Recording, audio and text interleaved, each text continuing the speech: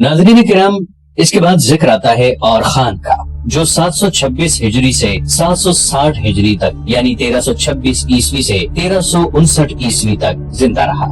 उस्मान ने अपनी वफात के वक्त अपने छोटे बेटे और खान को अपना जानशीन मुकर्रर किया था और खान की उम्र उस वक्त 42 साल की थी और वो फन्ने सिपाहगरी में उस्मान के ज़ेरे निगरानी महारत और कमाल हासिल कर चुका था।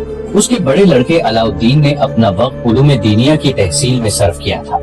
फन्ने हर्ब से उसको मुनासिबत न थी, ताहम उस्मान की वफात के बाद और खान ने सल्तनत का बाहम तकसीम कर लेने पर आमादगी जाहिर की, लेकिन अलाउद्दीन ने बाप की वसीयत और अपनी सुकून पसंद तबीयत की बिना पर इसको नामंजूर किया और खान के इसरार पर सिर्फ इंतजाम ममलिकत की जिम्मेदारी कबूल की। यानी तख्ते सल्तनत से किनारा कश होने के बावजूद बारे सल्तनत का उठाना कबूल किया और दौलत उस्मानिया के पहले वजीर की हैसियत से आईने मुल्क की तरतीब और तंजीम में मशहूर हुआ। अलाउद्दीन ने 3 चीजों पर खास तौर से तवज्जो दी: सिक्का, लिबास और फौज। अगरचे सुल्तान अलाउद्दीन सल्जूकी ने उस्मान को खुतबे के अलावा अपने नाम का सिक्का जारी करने की भी इजाजत दे रखी थी, ताहम उस्मान ने सिर्फ खुतबे पर ही क़नाअत की थी और अपना सिक्का जारी नहीं किया था। और खान की तख्त नशीनी के वक्त तमाम एशियाई कुचुक में सिर्फ सल्जूकी सिक्के राइज थे। अब अलाउद्दीन ने बादशाहत के इस इम्तियाज को भी अख्तियार किया और इस्लामी ममलिकत में और खान के नाम के सिक्के जारी किए। अब तक लोगों के लिबास में भी कोई खास फर्क और इम्तियाज नहीं था। अलाउद्दीन ने रियाया के मुख्तलिफ तबकों के लिए मुख्तलिफ किस्म के लिबास तजवीज करके उनके मुतालिक कवानीन नाफिज किए। शहरी और देहाती, मुस्लिम और गैर मुस्लिम, हर तबके का लिबास अलग अलग मुकर्रर किया। लेकिन अलाउद्दीन का सबसे बड़ा कारनामा वो फौजी इस्लाहात हैं जिनसे दौलत उस्मानिया की ताकत दफतन बढ़ गई और जो 300 बरस तक उसकी हैरत अंगेज फतुहात की जामिन रही। अर्तुगरुल और उस्मान के जमाने में कोई बाकायदा फौज न थी, बल्कि ये दस्तूर था कि जब कोई जंग पेश आने वाली होती तो पहले से ऐलान कर दिया जाता कि जो शख्स लड़ाई में शरीक होना चाहे वो फुला रोज फुला मकाम पर हाजिर हो जाए। चुनांचे ये रज़ाकार सवार मुकर्ररा वक्त और मुकर्ररा मकाम पर जमा हो जाते और लड़ाई खत्म होने के बाद वापस चले जाते थे। उन्हें कोई तनख्वाह नहीं मिलती थी, बल्कि जो माले गनीमत हाथ आता था वही उनकी खिदमत का मुआवजा होता था। उनकी कोई मखसूस वर्दी भी नहीं थी। वहीं हम ये सिपाही आला दर्जे के शहसवार होते थे और मजबूती के साथ सफ कायम करके एक दीवार की तरह मैदान जंग में आगे बढ़ते थे। उस्मान के अहद तक तो इस तरीके से काम चलता रहा, लेकिन उसके बाद सल्तनत की तौसी और इस्तेहकाम के लिए ये निजाम नाकाफी साबित हुआ और एक बाकायदा और मुस्तकिल फौज की जरूरत महसूस होने लगी। चुनांचे अलाउद्दीन ने तनख्वाहदार प्यादों की एक फौज मुरत्तब की जिसका नाम प्यादे था। ये 10-10, 100-100 और 1000-1000 के दस्तों में तकसीम थी। इसकी तनख्वाहें ऊंची ऊंची थी, लेकिन इसके कयाम को ज्यादा रोज न हुए थे कि इसमें अपने कुव्वत का बेजा एहसास पैदा हो गया और उसकी सरकशी खुद और खान के लिए तशवीश का बायस होने लगी। चुनांचे और खान ने इस अम्र में अलाउद्दीन और क़रा खलील से, जो खानदान शाही से अज़दवाजी ताल्लुक रखता था और अलाउद्दीन के बाद वजीर सल्तनत होकर खैरुद्दीन पाशा के नाम से मशहूर हुआ, मशवरा किया।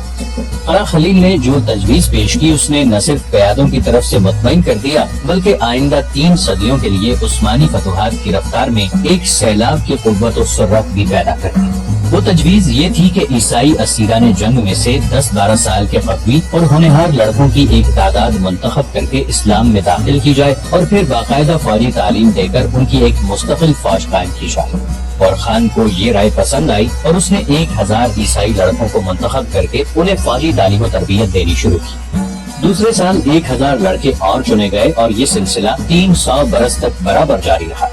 जब कभी 1000 लड़कों की ये तादाद सालाना उन लड़कों से पूरी न हो सकती जो उस साल की जंग में कैद होते, तो ईसाई रियाया के लड़कों से कमी पूरी कर ली जाती। लेकिन सुल्तान मोहम्मद राबे के अहद हुकूमत में ये निजाम बदल गया और 1058 हिजरी व मुताबिक 1648 ईस्वी से खुद इन्हीं सिपाहियों और तुर्कों के लड़के इस फौज में दाखिल किए जाने लगे। इस फौज का नाम यनीचरी यानी नई फौज है, जो अरबी में इंतशारी हो गया है।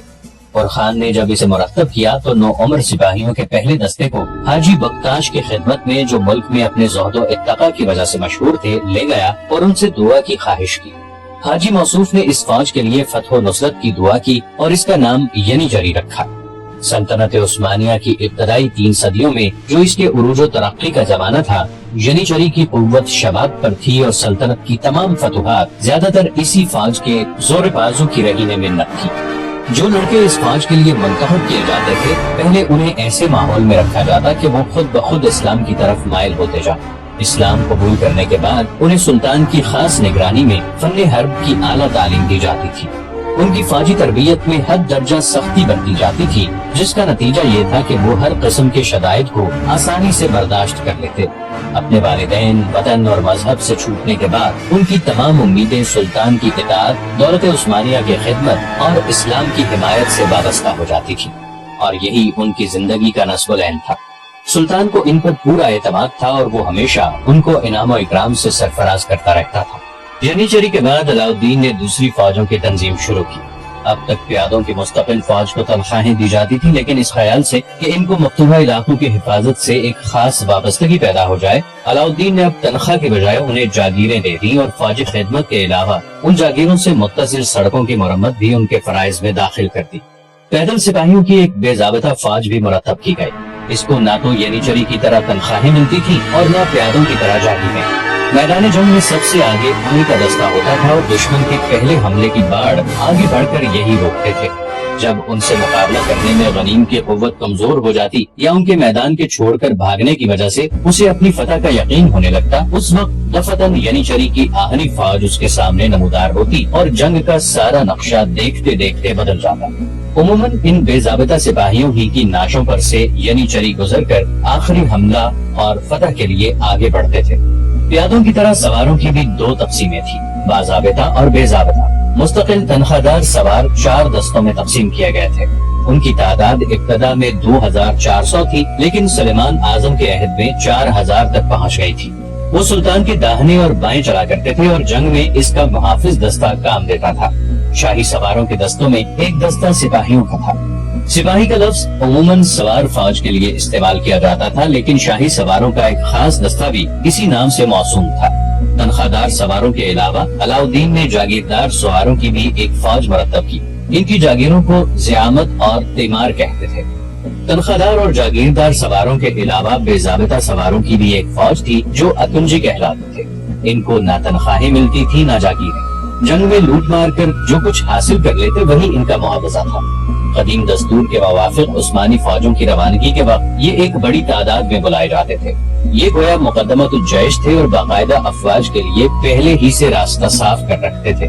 دشمن کے دلوں میں ان کی دہشت بھی ینیچری اور سپاہیوں سے کم نہ تھی، لیکن انہی کو سب سے زیادہ خطرات کا سامنا بھی کرنا پڑتا۔ علاؤالدین نے اپنی فوجی اصلاحات سے ترکوں کی ایک باضابطہ اور مستقل فوج تیار کر دی، جس کی نظیر 1 صدی تک یورپ میں پیدا نہ ہو سکی۔ چارلز ہفتم شاہ فرانس کے 15 فوجی دستے، جو عہد جدید کی پہلی مستقل فوج سمجھی جاتی ہے، اور خان کی مستقل اور تنخواہ دار سپاہ سے پورے 100 برس بعد وجود میں آئے۔ مسٹر ہربرٹ گبنس نے عثمانیوں کے اس امتیاز سے، جسے عموماً تمام مورخین تسلیم کرتے آئے ہیں، انکار کیا ہے اور ایڈورڈ سوم شاہ انگلستان کی باقاعدہ پیدل فوج کا ذکر کیا ہے، جس نے 1346 میں جنگ کریسی میں حصہ لیا تھا۔ لیکن جیسا کہ وہ خود لکھتے ہیں، ایڈورڈ نے ایک ایسی فوج مرتب کی تھی جو صرف ضرورت کے وقت جنگ کے لیے طلب کی جا سکتی تھی۔ برخلاف اس کے اور خان کی فوج ایک مستقل فوج تھی، جسے باقاعدہ تنخواہیں دی جاتی تھی اور جو ہمہ وقت جنگ کے لیے مستعد اور تیار رہتی تھی۔ چنانچہ یہ امر مسٹر گبنس کو بھی تسلیم ہے کہ فوج کی مکمل تنظیم اور اسے ہمیشہ جنگ کے لیے تیار رکھنے کی اولیت عثمانیوں کو ہی حاصل ہے۔ علاؤالدین کے فوجی نظام کی ایک نمایاں خصوصیت یہ تھی کہ بادشاہ اور فوج کے درمیان براہ راست تعلق پیدا ہو گیا اور درمیانی اشخاص کی ضرورت باقی نہیں رہی، جن کی وساطت سے عثمان اور ارطغرل کے سپاہی فراہم ہوتے تھے۔ بے ضابطہ پیدل اور سوار فوجوں کے علاوہ جو صرف لڑائی کے موقع پر بلائی جاتی تھی، بقیہ تمام فوج تنخواہ دار یا جاگیردار تھی اور سب کی کمان سلطان کے ہاتھ میں تھی۔ مسٹر گبنس نے ایک قدیم اور واقف کار سیاح بروکئی کا بیان نقل کیا ہے کہ عثمانیوں کو پہلے ہی سے معلوم ہو جاتا تھا کہ عیسائی فوجیں کب آ رہی ہیں اور کہاں سے ان کا مقابلہ کرنا مفید ہوگا۔ وجہ یہ تھی کہ عثمانی جنگ کے لیے ہمیشہ تیار رہتے تھے اور ان کے چاوش اور جاسوس صحیح رہنمائی کرتے تھے۔ یہ سیاح لکھتا ہے کہ وہ عثمانی دفتن روانہ ہو سکتے ہیں اور 100 عیسائی سپاہی بنسبت 10,000 عثمانیوں کے زیادہ شور کریں گے۔ ٹیبل بجتے ہی وہ فوراً کوچ کر دیتے ہیں اور جب تک حکم نہ ملے ہرگز اپنے قدم نہیں روکتے۔ ہلکے اسلحے سے مسلح ہونے کی وجہ سے وہ ایک رات میں اتنی مسافت طے کر لیتے ہیں جتنی ان کے عیسائی حریف 3 دن میں طے کرتے ہیں۔ علاؤالدین پہلے عثمانی ترک ہیں جسے پاشا کا خطاب ملا۔ اس کے بعد یہ خطاب اور خان کے سب سے بڑے لڑکے سلیمان کو دیا گیا۔ شروع میں پاشا کا خطاب عثمانی فرما روا کے بڑے لڑکے کے لیے مخصوص تھا، لیکن مراد اول کا بڑا لڑکا چونکہ باغی ہو گیا تھا اور بقیہ لڑکے اس وقت نابالغ تھے، اس لیے مراد نے یہ خطاب قرا خلیل کو دیا۔ اس کے بعد ولی عہد کی تخصیص جاتی رہی اور بڑے بڑے فاجی اور ملکی عہدیداروں کو بھی یہ خطاب دیا جانے لگا۔ اسی طرح وزارت کا عہدہ بھی علاء الدین کے بعد شاہی خاندان سے نکل گیا، اور خان نے اپنی حکومت کے پہلے ہی سال یعنی 726 ہجری یا 1326 عیسوی میں نائکومیڈیا پر قبضہ کر لیا۔ بروسہ کے چند مہینے قبل فتح ہو چکا تھا۔ سلطنت بازنطینی کے ایشیائی مقبوضات میں اب صرف ایک ہی بڑا شہر نائسیا رہ گیا تھا، جو اپنی عظمت اور اہمیت کے اعتبار سے قسطنطنیہ سے دوسرے درجے پر تھا، اور خان نے اس کا بھی محاصرہ شروع کیا اور 730 ہجری یعنی 1330 عیسوی میں اسے فتح کر کے اپنی سلطنت میں شامل کر لیا۔ اور خان نے نائسیا کے باشندوں کو اجازت دے دی تھی کہ اگر چاہیں تو اپنا تمام مال و اسباب لے کر کسی دوسرے شہر میں چلے جائیں، لیکن بروسہ کے باشندوں کی طرح یہ لوگ بھی بکثرت اسلام میں داخل ہو گئے اور اپنے وطن میں ہی مقیم رہے۔ 734 ہجری یعنی 1333 عیسوی میں ترکی ریاست قراسی کے امیر نے انتقال کیا۔ اس کے بڑے لڑکے نے تخت پر قبضہ کر کے اپنے چھوٹے بھائی کو قتل کرا دیا، اور خان چھوٹے لڑکے کا طرفدار تھا۔ اس کے خون کا بدلہ لینے کے لیے وہ قراسی پر حملہ آور ہوا۔ بڑا لڑکا شکست کھا کر بھاگا اور 737 ہجری یعنی 1336 عیسوی میں پوری ریاست پر اور خان کا قبضہ ہو گیا۔ اس کے بعد اور خان نے اناطولیہ کے شمالی مغربی گوشے کی چند اور چھوٹی چھوٹی ترکی ریاستیں بھی عثمانی مقبوضات میں شامل کر دی۔ قراسی اور ان دوسری ترکی ریاستوں کی آبادی زیادہ تر ترکوں پر مشتمل تھی، لیکن ساحلی علاقوں میں ایک خاصی تعداد یونانیوں کی بھی تھی، جنہوں نے بروسہ اور نائسیا کے اکثر باشندوں کی طرح اسلام قبول کیا۔ ان فتوحات کے بعد تقریباً 20 سال تک کسی جنگ کی نوبت نہیں آئی، اور خان پوری توجہ کے ساتھ ملکی اور فوجی آئین کی تنظیم اور تکمیل میں مصروف رہا۔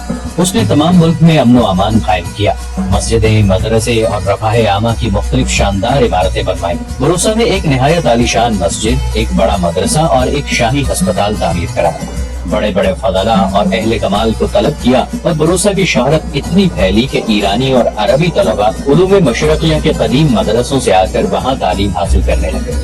نائسیا میں بھی ایک مسجد تعمیر کی اور اس کے متصل ایک مدرسہ قائم کیا، جو دولت عثمانیہ کا پہلا مدرسہ تھا اور بہت مشہور ہوا۔